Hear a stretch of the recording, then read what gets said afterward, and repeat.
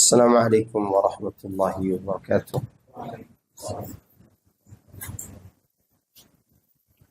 إن الحمد لله نحمده ونستعينه ونستغفره ونعوذ بالله من شرور أنفسنا وسيئات أعمالنا.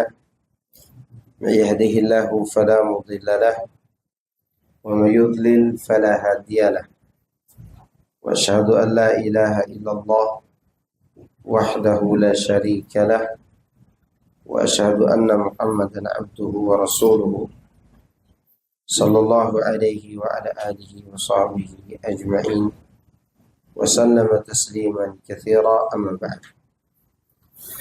Alhamdulillah, malam hari ini kita berkumpul kembali di mushola Al-Imam Al-Bukhari untuk melanjutkan pembahasan kita dari kitab Fawaidul Fawaid. Kita masuk pada pasal ke-25. Pasal ke-25 itu baru poin pertama yang kita bahas. Poin berikutnya temanya adalah min tauqirillahi tauhiduhu. Di antara cara memuliakan Allah yaitu dengan mentauhidkannya. Ini adalah cara yang paling agung untuk mentauhid, untuk mengagungkan Allah Subhanahu wa ta'ala.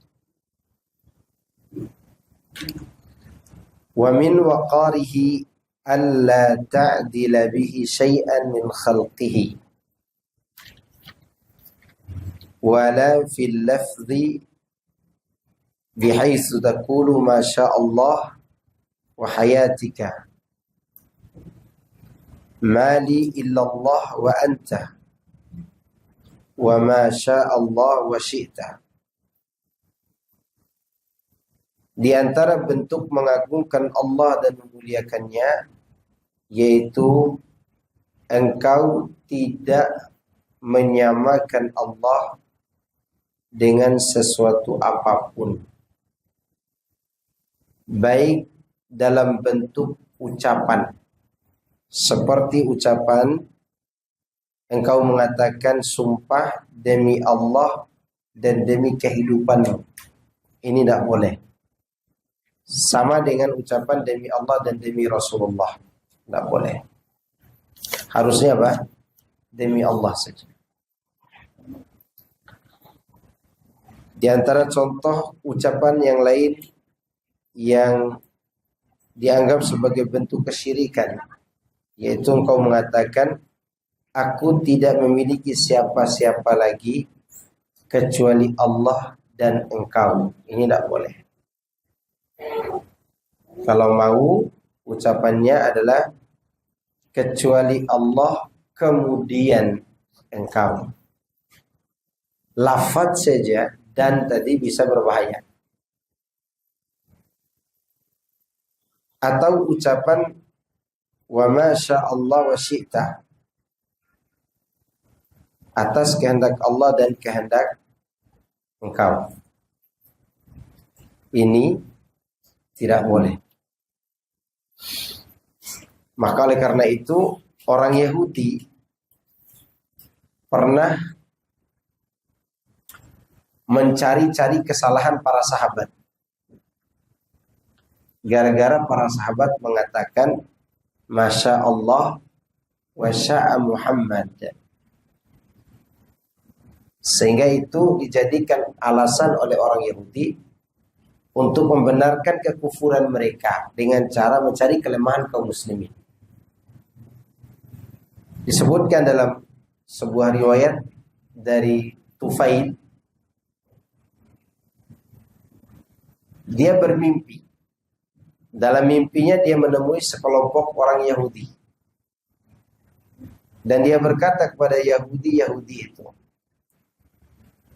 kalian ini adalah umat yang baik.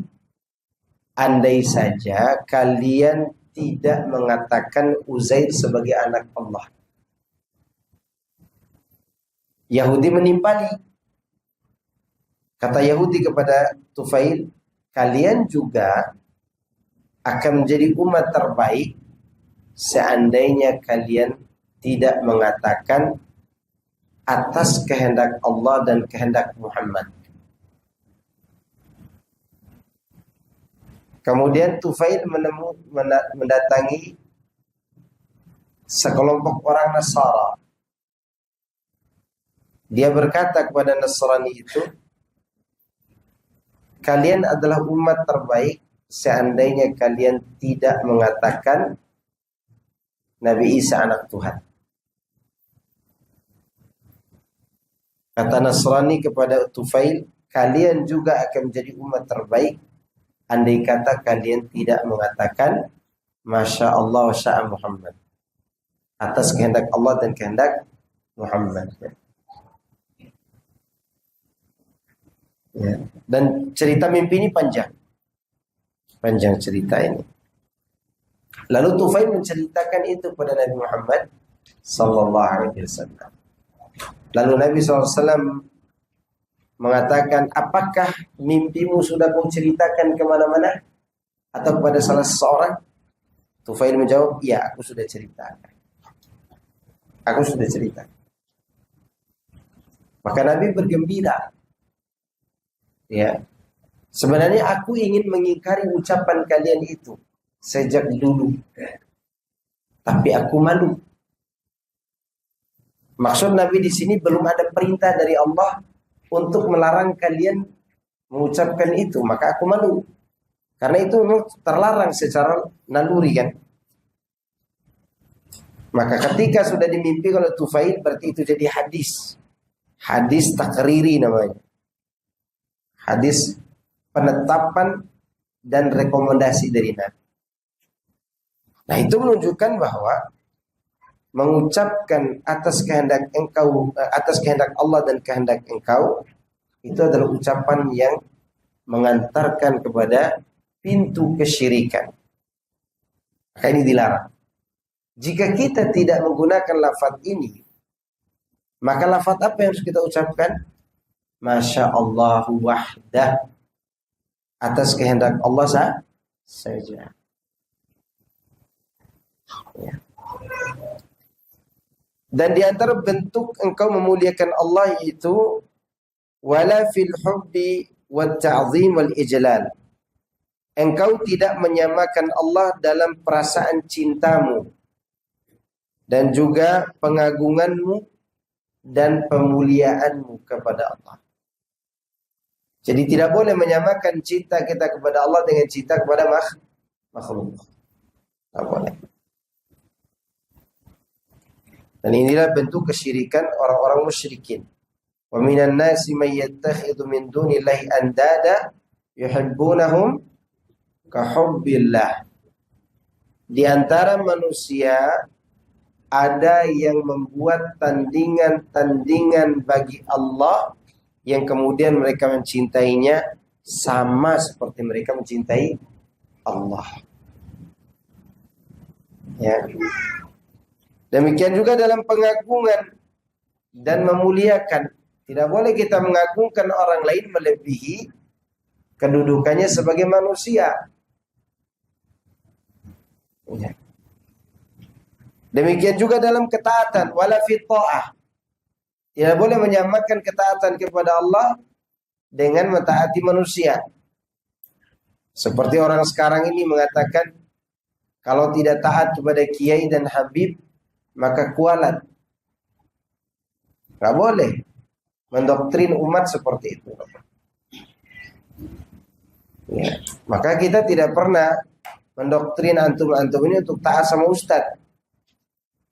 Yang ditaati siapa? Allah Azza wa Jalla. Kalau ada doktrin untuk taat kepada ustadz, harus taat kepada ustadz, maka apa bedanya kita dengan habib-habib yang bodoh itu, yang mendoktrin umatnya agar taat kepada mereka. Kalau tidak taat kepada mereka, diancam tidak diberi syafaat. Dan ini kesyirikan. Dan kesyirikan ini dilakukan oleh orang-orang yang dulu dalam beragama. Contoh Syiah, Mukhtariyah, Kisaniyah. Kemudian Syiah Nusairiyah. Kemudian tarekat Sufi yang gulu. Syiah Rafidhah. Yang mereka mentaati imam mereka sama dengan mentaati Allah Subhanahu wa ta'ala. Walaupun mereka tahu dustanya pemimpin mereka. Fatuti'ul makhluqa fi amrihi wa nahyihi. Kalau mau selamat, kau taat kepada makhluk pada perkara-perkara yang diperintahkan oleh Allah dan meninggalkan apa yang dilarang oleh Allah. Ya. Nah, kalau begitu cara engkau mentaati makhluk, berarti engkau mentaati Allah Azza wa Jalla. Tetapi kalau engkau mentaati makhluk itu atas perintah makhluk tersebut dan juga larangannya, sebagaimana kau taat kepada Allah, maka ini adalah syirik yang paling besar. Syirik yang paling apa? Besar. Tidak boleh taat kepada makhluk sebagaimana kita taat kepada Allah. Kecuali di dalam ketaatan itu sesuai dengan perintah Allah dan Rasulnya sallallahu alaihi wasallam. Ya. Bal a'zama kama alaihi aktsaru zulmah wal fajarah. Dan mentaati makhluk seperti mentaati Allah ini adalah perkara yang sangat besar. Kemungkaran yang sangat besar. Seperti yang dilakukan oleh kebanyakan orang-orang zalim dan orang-orang jahat. Orang-orang zalim itu taat kepada siapa? Penguasanya dan tokohnya. Maka di hari kiamat nanti mereka ini menyesal. Seperti disebutkan dalam surah Al-Ahzab. Di lembaran terakhir suratul Ahzab. Ya. Coba lihat di lembaran terakhir suratul Ahzab. Suratul Ahzab itu ayat surat yang ke-33. Yang ke-33 atau 34. Lihat halaman terakhirnya. Ya. Halaman terakhir posisi sebelah kanan. Di situ disebutkan yauma tuqallabu wujuhuhum finnar, ayat berapa? 67. Pada hari ketika wajah mereka dibolak-balikan ke dalam api neraka. 66. Yauma tuqallabu wujuhuhum finnar yaquluna ya laitana ata'na Allah wa ata'na ar-rasulah. Mereka mengatakan ketika mereka dibolak-balikan dalam api neraka, mereka mengatakan, aduhai alangkah baiknya hidup andai kata kami taat kepada Allah dan taat kepada Rasulnya. Selanjutnya, wa qalu rabbana inna ata'na sadatana wa kubara'ana fa'adalluna as-sabila. Dan mereka mengatakan, ya Rabb kami, dulu di dunia kami taat kepada sadat. Sadat itu sayyid, tuan, tokoh. Wa umara'ana, dan pimpinan-pimpinan kami. Dan mereka lah yang menyesatkan kami dari jalan yang lurus.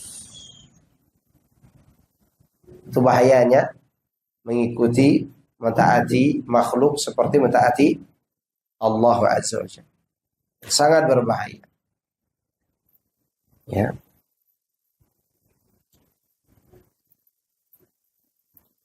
Demikian juga wala fil khauf. Termasuk bentuk engkau memuliakan Allah, itu engkau tidak menyamakan Allah dalam perasaan takutmu. Yaitu takut yang menyeret seseorang beribadah kepada yang ditakuti. Kalau takut tabiah tidak masalah. Namun bila takut itu mengantarkan kita sampai beribadah kepada yang ditakuti, itulah takut yang menyamakan takut kepada Allah dengan takut kepada makhluk. Contoh orang munafik. Lihat surat Al-Ankabut ayat 10. Wa minan nasi may yaqulu amanna billah fa idza udhiya fillahi ja'ala fitnatan nasi ka'adzabillah. Wa la in jaa nasrun min rabbika la yaqulunna inna kunna ma'akum. Awalaysa Allahu bi'a'lama bima fi suduril alamin. Wa la ya'lamanna Allahu alladhina kafaru wa la ya'lamanna Allahu alladhina amanu wa la ya'lamanna al-munafiqin. Di ayat 10, 11, 12. Di antara manusia ada orang yang mengatakan kami beriman kepada Allah. Begitu dia diuji di jalan Allah, dia samakan gangguan manusia itu dengan adab Allah. Itu rasa takut yang sama. Ya. Maka jika antum sekarang meninggalkan dakwah ini karena takut diejek orang, dibilang Wahabi, dikatakan gembong teroris, lalu antum tinggalkan ilmu dan amal ini, maka hati-hati. Berarti antum mulai menyamakan Allah dengan makhluk. Karena itu yang terjadi pada kaum munafiqin. Kenapa mereka meninggalkan agama ini? Karena merasa gangguan manusia itu setara dengan adab Allah. Ya, demikian juga wala fir raja. Tidak boleh engkau samakan Allah dalam harapanmu. Kau berharap kepada makhluk seperti kau berharap kepada Allah, itu tidak boleh. Ya. Seperti seorang berharap kesembuhan kepada dokter. Enggak boleh. Dokter itu hanya apa? Wasilah. Kita berharap kesembuhan kepada siapa? Kepada Allah Azza wa Jalla. Ya, tidak sedikit orang yang berharap kepada Allah ketika sudah tumpul jalan, Allah kabulkan keinginannya. Contoh Nabi Yunus, udah nggak ada jalan lagi, nggak ada usaha, nggak ada yang bisa menolong dia. Maka semua harapan dia tujukan kepada Allah Azza wa Jalla. Maka dia diselamatkan dari ikan paus itu.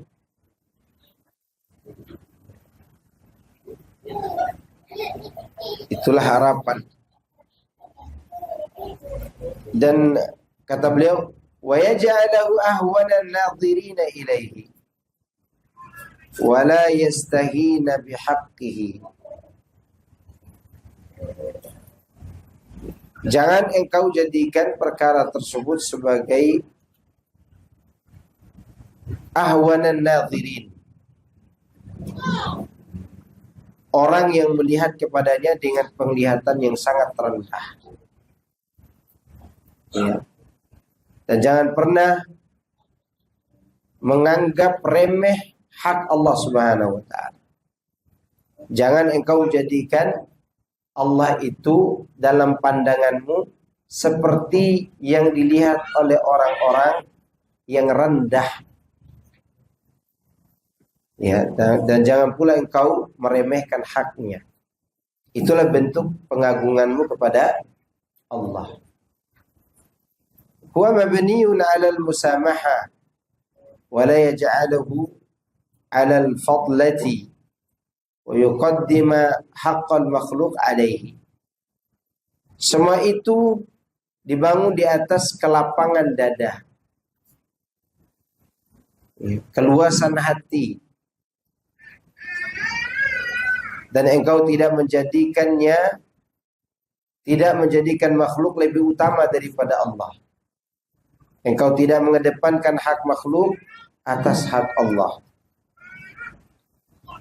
Wala yakuna Allah wa rasuluhu fi haddin wa nahiyatin wan nasu fi nahiyatin wa haddin wa yakunu fil haddi wasyaqqi alladhi fihi an-nas duna al-haddi wasyaqqi alladhi fihi Allah wa rasuluhu wa la yu'ti al-makhluqa fi mukhatabatihi qalbahu wa lubbahu wa yu'ti Allah fi khidmati badanahu wa lisanahu duna qalbihi wa ruhihi. Ya, jangan engkau menjadikan Allah, jangan sampai Allah dan Rasulnya diletakkan pada satu sisi, sedangkan makhluk di sisi yang lebih mulia daripada itu. Ya. Dan jangan pula engkau memberikan kepada makhluk hati dan pikiranmu ketika engkau berbicara dengan makhluk itu. Sedangkan ketika engkau berkhidmah kepada Allah, mengabdikan diri kepada Allah, hanya kau bawa badan dan lisanmu saja. Jangan kau lakukan. Ya. Kau tidak membawa hati dan ruhmu di hadapan Allah. Wala yaj'al murada nafsihi muqaddaman ala muradi rabbih. Perhatikan. Ini terutama buat kita semua dan juga para wanita yang selalu mengedepankan perasaan daripada apa? Syariat Allah. Kata beliau di sini, jangan sampai dia mengedepankan keinginan dirinya sendiri di atas keinginan dan ketentuan Allah. Apa saja yang membuat perasaan kita lebih mengedepankan keinginan kita daripada kehendak Allah, maka jauhi perasaan ini.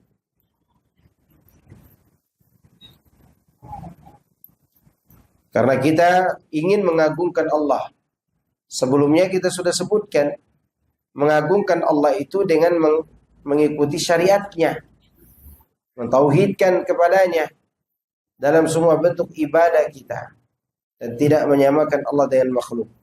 Termasuk mengagungkan Allah, tidak mengedepankan perasaan dan keinginan kita di atas keinginan Allah.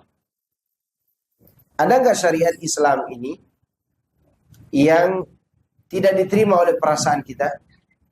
Ada atau tidak? Ada. Ibu-ibu misalnya poligami, ya kan? Tidak diterima oleh perasaannya karena dituntut oleh kecemburuannya. Nah, dalam kondisi seperti ini tidak boleh dia ego. Tidak boleh dia mengedepankan keinginan dia. Demikian juga laki-laki ketika dituntut oleh syariat untuk berjihad di jalan Allah, untuk keluar rumah menafkahi anak istri. Ya. Tidak boleh dia mengatakan, kan istri saya di rumah juga harus keluar kerja cari uang. Betul, kalau dia tidak terfitnah atau memfitnah orang lain. Tapi secara hukum yang mencari nafkah siapa? Laki-laki. Yang berjihad siapa? Laki-laki. Enggak boleh. Maka di sini Buluqai mengatakan jangan mengedepankan perasaan keinginan diri sendiri di atas apa yang Allah inginkan. Enggak boleh. Wa hadza kulluhu min adami waqarillahi fil qalbi. Kalau begitu kondisi seseorang lebih mengedepankan perasaannya daripada keinginan Allah, berarti di dalam hatinya tidak ada pengagungan kepada Allah Azza wa Jalla. Enggak ada. Kalau orang mengagungkan Allah, dia akan mengatakan sami'na wa ata'na. Dia dengar dan dia taat. Tanpa banyak apa? Berbasa-basi. Pernah dengar para istri Nabi mengatakan kepada suaminya, kalau kau mau menikah lagi, langkahi dulu mayatku. Ada? Enggak ada seperti itu. Atau minimal para imam, atau minimal Syekh bin Baz yang matanya buta, istrinya 3. Ada istrinya mengatakan dasar buta, tidak tahu diri gitu. Nggak ada, karena istri-istrinya bukan tidak punya kecemburuan, tapi mereka mengedepankan keinginan siapa? Allah Azza wa Jalla. Jangan pernah ego di hadapan syariat Allah. Makanya terkadang ini semua terjadi karena terlalu banyak nonton sinetron. Sudah sinetron yang dia nonton, kena sinetron azab. Ya kan? Akhirnya ikutilah sinetron itu. Maka hindari semua itu. Sering baca sejarah, sering baca Al-Quran, sering baca hadis Nabi SAW. Anda akan tenang. Hidup kita apa? Akan tenang. Iya. Ketika seorang mendepankan keinginannya, berarti di hatinya tidak ada pengagungan kepada Allah. Wa man kana kadzalika fa inna Allah la yulqi lahum fi qulubin nasi waqaran wala haibatan. Kalau orang seperti itu kondisinya, maka orang tadi tidak disegani orang lain dan tidak dihormati oleh orang lain. Orang yang lebih mengedepankan egonya di hadapan keinginan Allah, biasanya dia tidak terhormat di mata manusia. Dia tidak terhormat. Ya. Dan tidak disegani oleh orang lain. Bal yusqitu waqarahu wa haibatahu min qulubihim. Bahkan kemuliaan dan keseganan orang kepadanya hilang dari hati manusia. Tidak disegani. Maka coba antum lihat orang yang ego, dia cerdas, dia pintar, tapi dia ego, tidak mau tunduk kepada kebenaran. Biasanya lambat laun dia semakin terhina di hadapan orang banyak. Bahkan di hadapan orang dekatnya. Contoh, ada seorang datang kepada anak. Dulunya orang dekatnya salah seorang habib terkenal di Indonesia. Ya. Dan habib ini mengerti tentang tauhid, tapi dia masih aja menyerang kita ini Wahabi. Kata anak buahnya, orang ini kenapa tidak mau jelasin yang sebenarnya? Akhirnya anak buahnya keluar, tidak mau lagi sama habib itu. Dan ketemulah sama anak, dia cerita semua. Waduh Ustaz, dia berdemo, dia ini itu hanya untuk cari fulus, bukan untuk membela umat Islam. Cari panggung katanya. Artinya orang yang paling bisa menghinakan dia adalah orang dekatnya. Bukan hanya orang yang jauh, tapi orang dekatnya apa? Memandang dia ini orang hina, reputasinya jatuh. Jatuh reputasi. Ya. Maka kalau antum diajak untuk manipulasi data atau yang lainnya, lalu diketahui oleh murid-murid antum, reputasinya jatuh. Jatuh, kemuliaannya jatuh. Kenapa? Karena tidak mengikuti perintah Allah untuk jujur. Anda melihat salah seorang guru kami yang mulia, waktu pertama kali dia mendirikan sekolah dan dapat izin dari negara, tentu dapat dana bos gak? Dapat dana bos gak? Dapat tuh. Saya tahu dapat dana bos tuh, saya pernah jadi kepala sekolah. Saya pernah jadi kepala sekolah. Yang turun 20 juta, yang kita terima 18 juta. Nanti kita tulis data pelaporan kepada Kanwil 20 juta. Kita berbohong kan? Saya mempraktekkan yang dinasihatkan oleh Ustadz itu. Udah kembalikan saja uangnya ke Depak. Anak kembaliin. Yang ribut ya ketua yayasan. Yayasan mengatakan, kenapa dikembalikan Ustadz? Akhi, ini bukan lagi syubhat, ini haram, saya bilang. Kita rapat dulu. Yang dirapatkan itu bukan yang syubhat dan haram. Yang dirapatkan itu adalah yang datangnya baik, kita rapatkan untuk apa ini uang. Karena ini hak saya datang ke Depak, kembaliin. Depak bilang, ambil semua aja Ustadz, kami yang bikin laporan kalau tidak mau. Lah, semakin terjebak kita di sini. Kan sisa 17 juta waktu itu. 17 juta anak panggil itu bagian itu. Sini Pak, itu lihat di jendela itu. Itu motor saya itu harganya 20 juta lebih saya bilang. Itu saya taruh di pantat saya saking tidak ada harganya. Lalu Anda menyuruh saya masuk neraka dengan uang ini. Sudah bikinkan hitam di atas putih biar saya kasih tahu ke Kanwil. Kalau saya sudah kembalikan uang. Akhirnya mereka bikin surat. Setelah itu diceritalah oleh Ustaz yang kami kagumi gitu. Dicerita, ana pernah datangi oleh orang-orang pemerintah bawa dana bos 20 juta. Dikasih ke saya 19 juta. Saya bilang ambil semua uang. Kalau mau kasih ke saya, kasih semua 20 juta. Kalau kalian ambil 1 juta, ambil semua 20 juta itu. Tanggung jawab kalian. Akhirnya dikasih juga 20 juta. Ya. Itu menunjukkan bahwa jatuh reputasi kita di hadapan murid kita sekali kita berbohong, melanggar sesuatu yang diajarkan oleh Allah dan Rasulullah SAW tanpa kita segera bertaubat, jatuh reputasi. Berapa banyak orang yang dulunya mulia, sekarang karena banyak kebohongan yang dilakukan, akhirnya jatuh dari mata kita. Contoh. Ustadz misalnya, bukan saya tidak memfatwakan tidak boleh, tapi karena saya pernah kuliah. Saya pernah kuliah, ijazah saya ada, tapi saya tidak ambil. Mungkin udah dibeli sama orang Papua tuh ijazah. Ya. Itu di dalamnya banyak sesuatu yang mengganjal hati kita. Dapat titel, tapi tidak kuliah.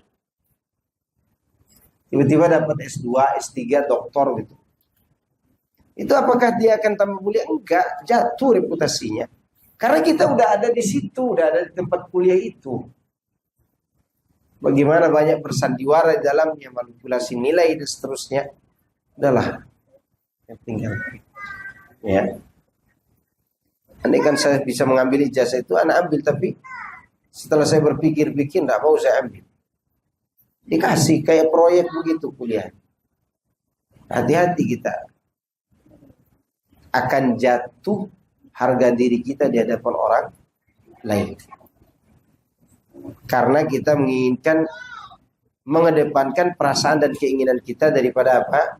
Syariat Allah. Ya. Nah, apa kita jadi kuli di pasar? Tetapi kulinya kuli yang baik. Al-Imam Abu Hanifah pernah jadi kuli. Ya. Lihat bagaimana mulianya Abu Muhammad An-Najmi, salah seorang muridnya Al-Imam Al-Hasan Al-Basri rahimahullah ta'ala.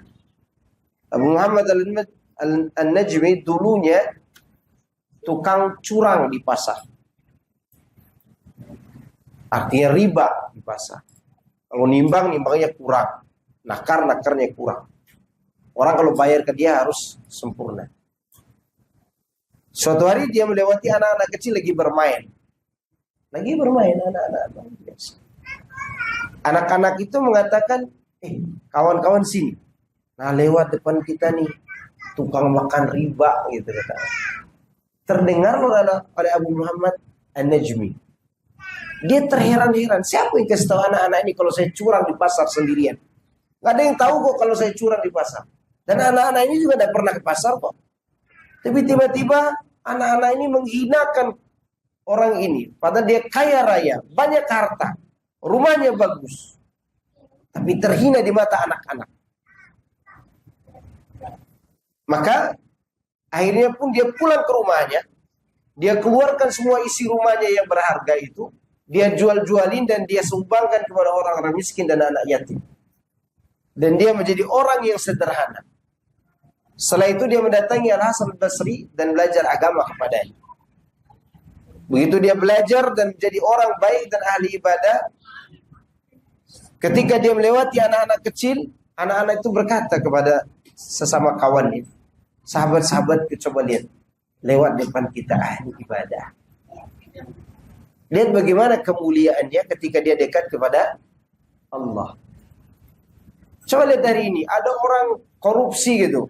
Naik moge, naik mobil bagus. Enak lihatnya, ya enggak? Ada orang kaya tapi hasil mencuri.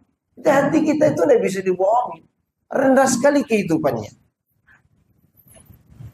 Rendah sekali di mata manusia. Karena melanggar yang diinginkan oleh Allah Azza wa Jalla. Ya.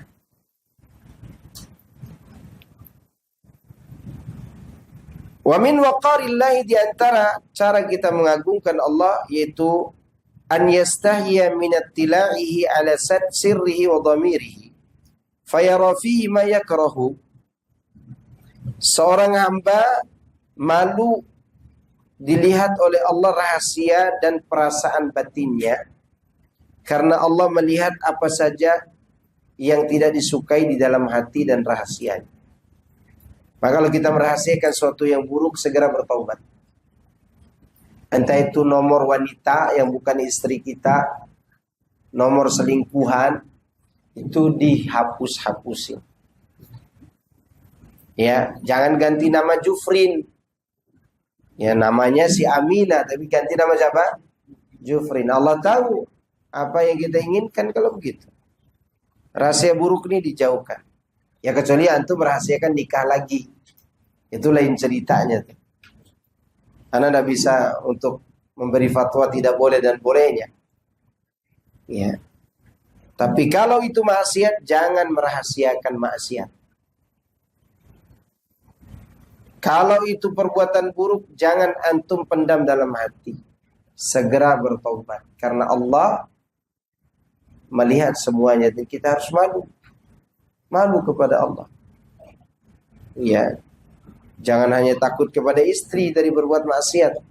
Tapi pertama kali kita malu kepada Allah Azza wa Jalla.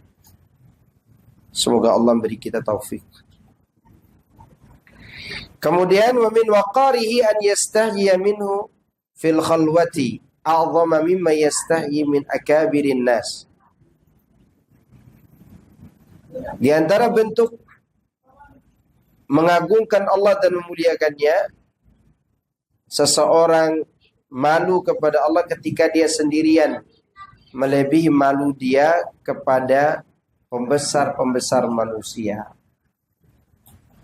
Ya, malu ketika kita sendirian. Ya, semoga Allah berikan kita rasa malu ini. Karena di zaman sekarang ini paling mahal tuh rasa malu. Mahal rasa malu. Subhanallah, semoga Allah mengampuni dosa kita semua. Kemudian masih pasal ke-25 bagian berikutnya, baina tauqirillahi wa tauqiri khalqi. Antara mengagungkan Allah dan mengagungkan makhluk. Kalau bab ini pasal poin ini berkaitan dengan mengagungkan Allah. Kita akan dimuliakan oleh manusia apabila mengagungkan ilmu dan amal yang disyariatkan oleh Allah. Mengagungkan Al-Quran, mengagungkan sunnah Rasulullah SAW, berpegang teguh dengan kebenaran, menjauhi perbuatan syirik dan bid'ah serta kesesatan-kesesatan. Semua itu akan membuat manusia segan kepada kita. Coba lihat Ustaz kita yang mulia, Ustaz Yazid rahimahullah ta'ala.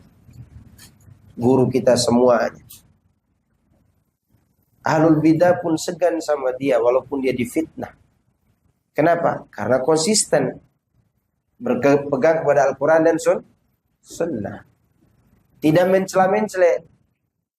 Ya, tidak mengejar target followers, subscribe dan seterusnya. Yang dikejarnya adalah bagaimana kita-kita yang mengaji ini menjadi hamba Allah dan pengikut Rasul. Maka dia selalu menyampaikan Al-Quran dan sunnah. Ya. Menyampaikan kemuliaan. Bahkan sampai beliau wafat ini pun masih dikenang ilmu dan kebaikan-kebaikannya. Karena ada rahasia yang dia pendam dari kebaikan ini.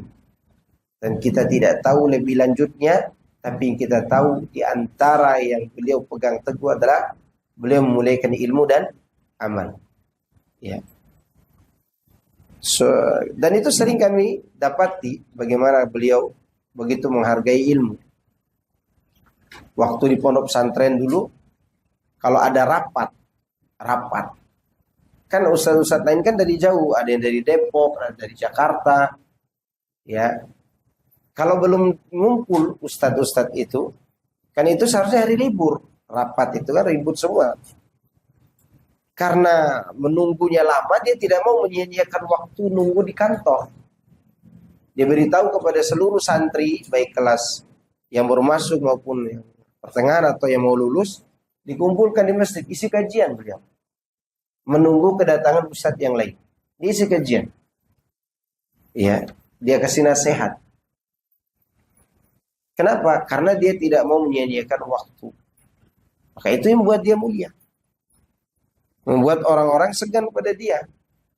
Walaupun difitnah Wahabi dan seterusnya, orang-orang fitnah beliau tidak bisa memungkiri fitrahnya mereka bahwa orang Ustaz Yazid orang baik. Suatu ketika anak ditanya waktu kajian oleh orang-orang Ikhwanil Muslimin yang mendukung demo 212. Kenapa Ustaz Yazid itu mengatakan perkumpulan kebun binatang? Saya nanya kepada yang bertanya, antum akui enggak Ustaz Yazid sebagai ulama kita di Indonesia? Oh iya Ustaz, kami sangat mengaguminya. Tapi kali ini dia berbicara sesuatu yang buat kami tidak lega, tidak senang. Oke. Kebetulan waktu itu Muhammad Arifin Ilham ya sedang berbicara apa waktu itu ya, lupa. Anda jadikan itu sebagai ucapan. Antum cinta gak kepada guru antum? Oh cinta banget. Tapi dia pernah melakukan kesalahan, antum ingat gak? Ingat Ustaz. Kenapa antum tidak gitukan juga? Oh karena kebaikannya lebih banyak. Kenapa kau antum tidak gitukan juga ke Ustaz Yazid? Kalau itu sebuah kesalahan, antum ingat kebaikannya yang banyak, yang antum akui dia sebagai seorang ulama. Ya, akhirnya dia terdiam. Dia terdiam dan merasa malu. Dan itu di kajian umum dia tanya ke anak. Ya. Dan qadarullah panitia kajiannya dia juga. Karena waktu itu lagi membahas tentang Syiah. Dan waktu itu tentang lagi bahas tentang sekte Syiah. Diserempet nanya ke Ustaz, ke anak tentang Ustaz Yazid. Walhasil dia tidak tahu kalau anak pernah belajar sama beliau. Dia tidak tahu. Dan ini menunjukkan bahwa orang lain memuliakan Ustaz. Karena dia memuliakan apa? Ilmu. Ya. Kenapa orang itu terhina? Bahkan dihinakan oleh orang-orang yang mencintainya. Karena mereka menjauhi Al-Quran dan Sunnah. Seperti Habib-Habib. Sekarang mulai jatuh karena reputasi. Mulai dihinakan oleh pengikutnya. Pengikutnya sendiri yang menghinakan. Mana ada kita pernah katakan mereka bukan keturunan Nabi? Kecuali orang-orang yang lebih paham tentang mereka. Ya. Tetapi di saat mereka menghinakan, menjauhi Al-Quran dan Sunnah, maka Habib-Habib ini juga terhina. Terhina. Ada kemuliaannya nggak ada. Kajiannya apa kajiannya? Mimpi. Ceritain tentang karomah guru. Kemudian mencaci maki pemerintah. Tiba-tiba jadi ulama. Bahkan tiba-tiba jadi imam besar pula. Ya. Begitu terbongkar aibnya, kikuk, marah. Ya kan? Blunder. Ya, mulai terhina. Dan semua itu Allah yang berbuat. Waliyadzubillah. Semoga Allah mengampuni kita semua.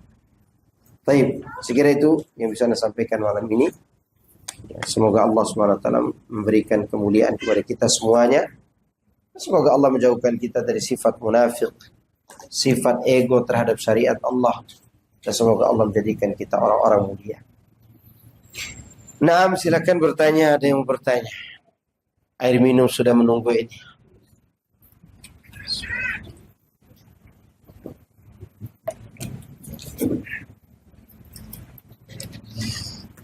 Ikhwan, hati-hati dengan menafsirkan Al-Quran dengan cocokologi. Betul, ayat Al-Quran itu pas dengan kondisi kita, tapi kita harus kembali dulu ke tafsir para ulama agar kita tidak terhina. Lihat terjadi sekarang ini, orang yang suka cocokologi akhirnya sekarang mulai mencocokkan Al-Quran dengan apa? Injil, Bible, ya. Dan itu karena terbiasa dengan cocokologi. Bisa kita cocokologi dengan ayat keperbuatan kita. Contoh, kita suka olahraga nih, suka lari, suka jalan, yang kata orang kardio untuk senam jantung. Bisa aja kita berdalil dengan Al-Quran. Kata Allah kepada Nabi Ayub, urkut birijlika, hentakkan kakimu, hada muktasalun baridun wasyarab, Ini air mandi yang dingin dan air untuk minum. Maka sebagian orang mencocok-cocokkan, kalau begitu di sini ada isyarat, berolahragalah, setelah olahraga mandi dan minum. Kan cocok logi namanya. Sekiranya itu pun benar, tapi kalau tidak ada penafsiran sebelumnya dari kalangan ulama kita, gak boleh kita, berhati-hatilah kita dari mencocok-cocokkan keinginan kita dengan ayat Al-Quran. Kita bukan tidak tahu cara mencocokologi, bisa aja. Tetapi kita harus kembali, ini ada tafsirnya nggak dari para ahlinya. Jangan-jangan nanti orang membenarkan judi dicocok-cocokin lagi dengan judi. Ini sebuah kebohongan terhadap nama Allah. Syekh Bin Baz rahimahullah ta'ala pernah menangis gara-gara orang bicara tanpa ilmu. Jadi ada orang umroh, kepalanya botak semua. Jadi tidak ada rambut. Kelimas, tidak ada rambut sama sekali. Mungkin penyakit hilang rambut itu ya. Begitu dia umroh, tahallul, apa mau dicukur? Kata tukang cukurnya, ini yang berfatwa tukang cukur loh. Belum ada yang berfatwa demikian. Udah dipotong kumisnya aja. Dipotong kumisnya. Disampaikanlah kejadian itu kepada Syekh Bin Baz. Syekh Bin Baz nangis. Apa kata Syekh Bin Baz? Ada orang yang berani bicara atas nama agama Allah tanpa ilmu seperti tukang cukur. Lalu bagaimana kalau selain itu? Tentu akan melebihi kesedihan beliau terhadap perbuatan tukang cukur tadi. Ya, karena tidak boleh bicara sesuatu itu tanpa ada ilmu. Maka Syekh Bin Baz pun memberi fatwa bahwa dulu pendapat ulama-ulama kita dulu tuh, kalau ada orang botak karena penyakit, maka tetap dicukur di rambut di kepalanya, tapi sebagai simbol saja. Kalau cukur dijalankan di atas, cuma jangan dikupas kulit kepalanya, kasihan. Itu masalah. Oke, saya kira cukup ya. Subhanakallahumma wa bihamdika, asyhadu an la ilaha illa anta, astaghfiruka wa atubu ilaik. Assalamualaikum warahmatullahi wabarakatuh.